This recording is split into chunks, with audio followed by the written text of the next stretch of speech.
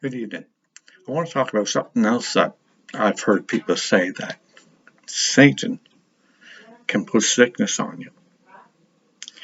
And I'm going to show you scripturally that he can't. Now, one time he could, as we read in Job how he put sickness. God allowed him to put sickness on Job. But remember, that is in the Old Testament. Now, in the New Testament, this is after Christ.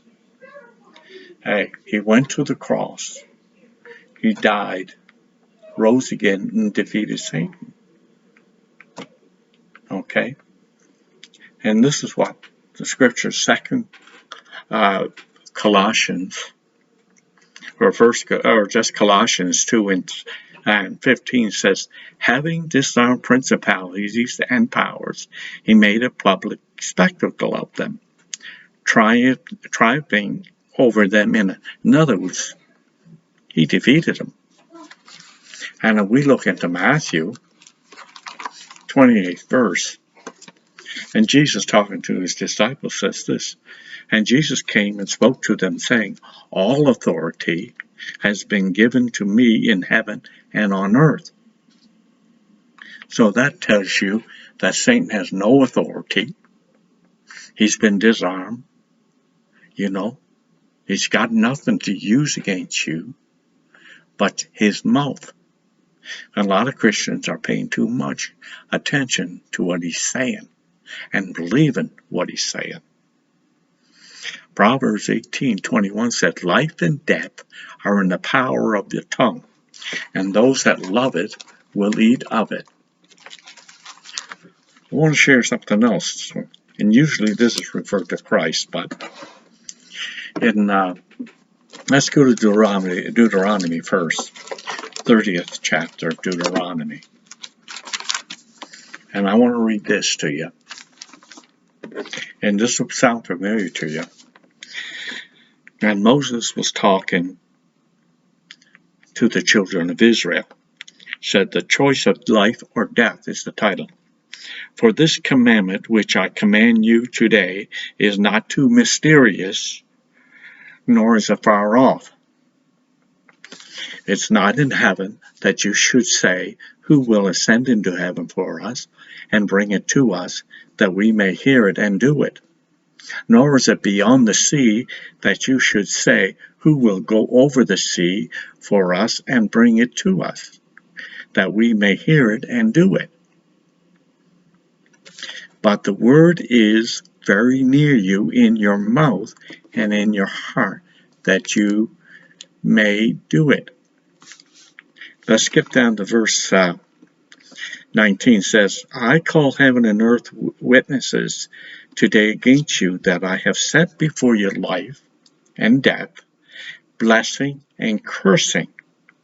Therefore choose life, that both you may live. So you have a choice,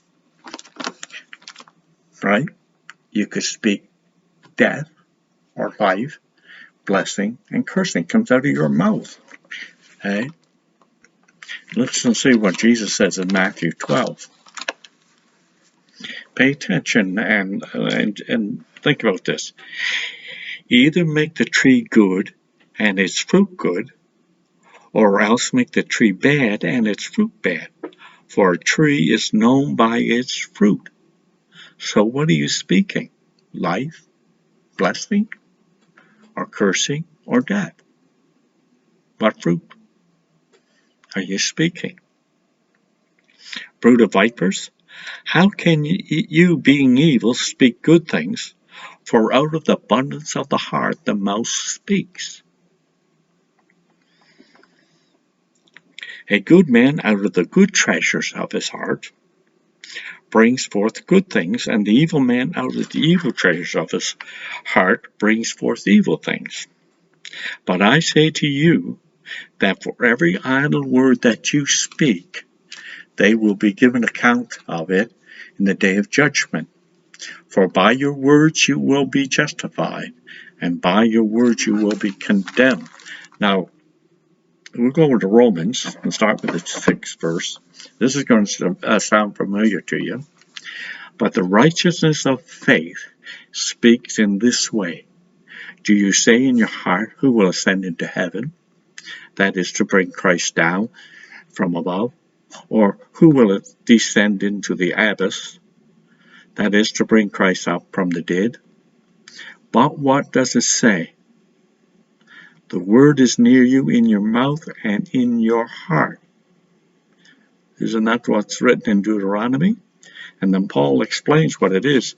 That is the word of faith which we preach. See, if you confess with your mouth and believe in your heart, you confess with your mouth and you believe in your heart, for with the heart one believes, and with the mouth confession is made. So what are you confessing? Life? Blessing? Death? Cursing? Yeah, our body's deteriorating and still in sin. Okay? But Satan cannot put sickness on you. You're responsible, even but to look after yourself and to do the wise thing. You have a good night.